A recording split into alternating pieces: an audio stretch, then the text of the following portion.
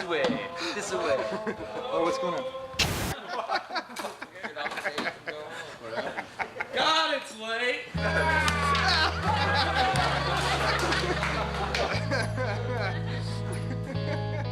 The Fender Custom Shop was a sort of nirvana for guitar geeks.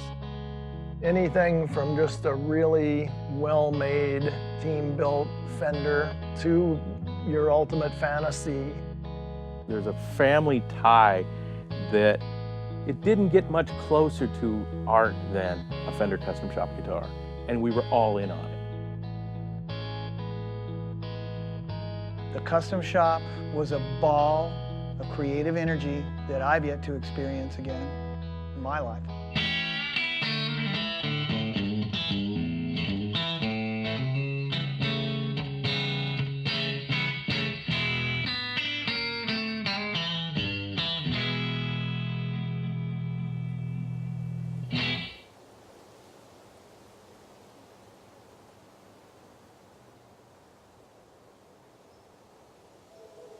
I saw myself as the savior of the Fender history.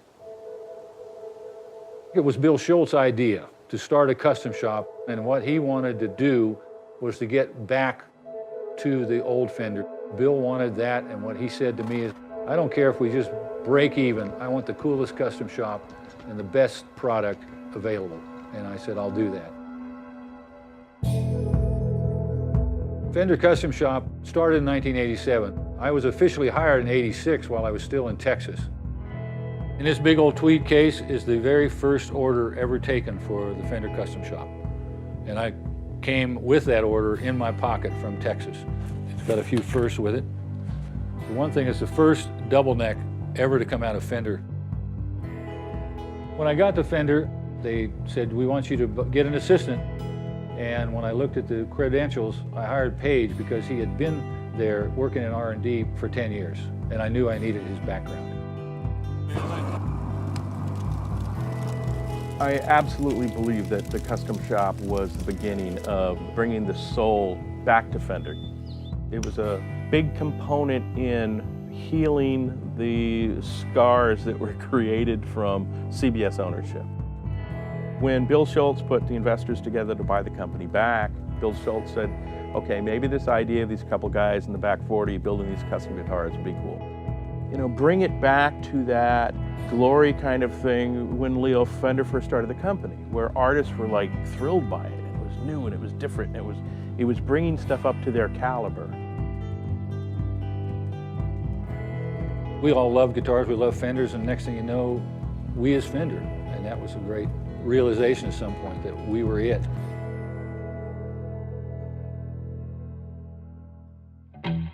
The word had been out that we had opened a custom shop. Well, at the end of 3 months, we had 300 or 600 orders. We suddenly realized that two guys cannot do that. We went in there and picked guys who had talent. It was a team. It was a ragtag group of brilliant builders. J.W. Black, pinpoint, accurate. George Blanda. Scientist, great builder. Mark Kendrick, Breeze Fender. Fred Stewart. eccentric artisan. Alan Hamill. Hillbilly brilliant. Gene Baker, creator of dreams. Michael Stevens. Constant pursuit of perfection. John Page. Great leader, great visionary. That was the magic of the shop, that team.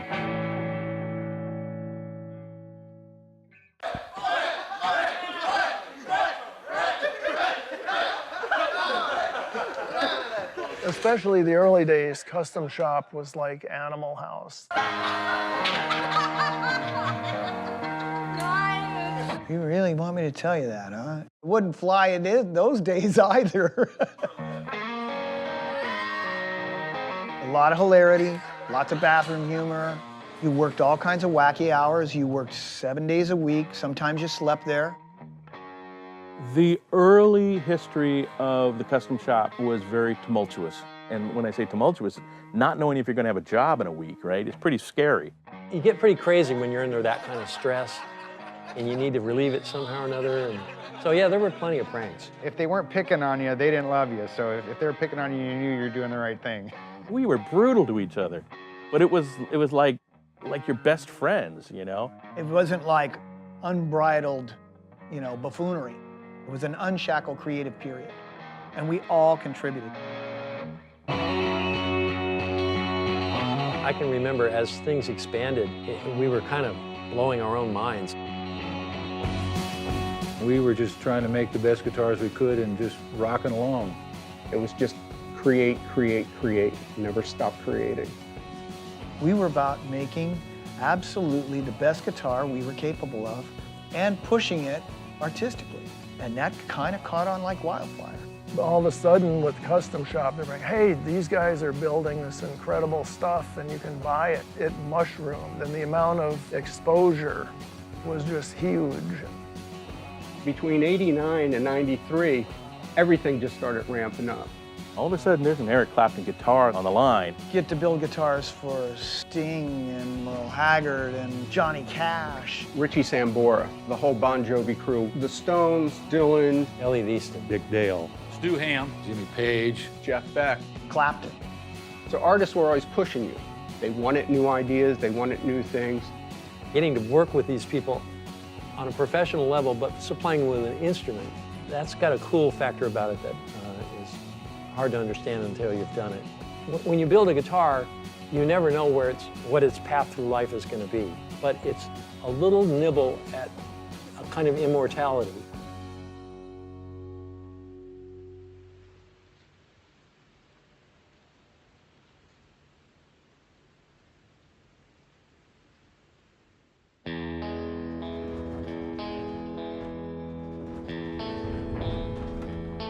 To have been invited to partake in the 30th anniversary of the Custom Shop is, without question, a really great honor. Even though we've moved on and we have our own companies and we're doing these other things, it says a lot for Fender, and I'm very honored to be a part of it.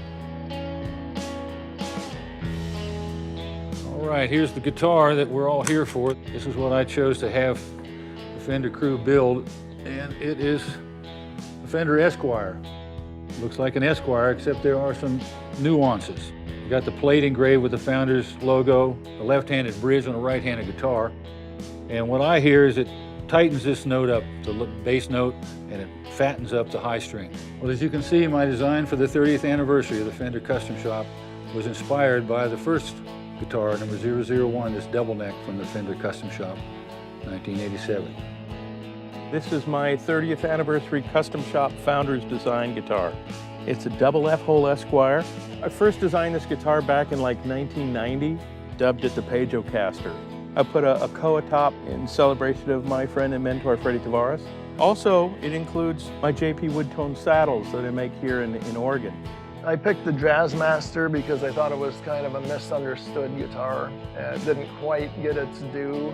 One of the key features is this stabilized and dyed wood here. This is the guitar. It's a Telecaster with early 20th century acoustic guitar motifs. It's got a Guatemalan rosewood back, bear claw spruce, tortoiseshell pickguard. I'm very honored that I've been involved in this. So these were the type of guitars I was building early on in Custom Shop that weren't the norm at the time. I wanted to stay with the same concept that was going on back then. This really is a celebration of how Fender went from just being an import company in '85 to being back as one of the world leaders in guitar building. I was inspired by some Southern California, Orange County lowrider car culture that was around my neighborhood at the time. The tealish sunburst is a tip of the hat to things traditionally Fender. We got a silver sparkle Kelly with a black burst. The reason that I chose to do a sparkle was that's how I got my start in the Custom Shop. This I call the Telecaster. If you check it out, it's completely half Strat, half Tele. A Tele sits better in your lap because of the sharper radiuses and all, but a Strat has always been more comfortable with the arm contours, so I just kind of felt it was the best of both worlds.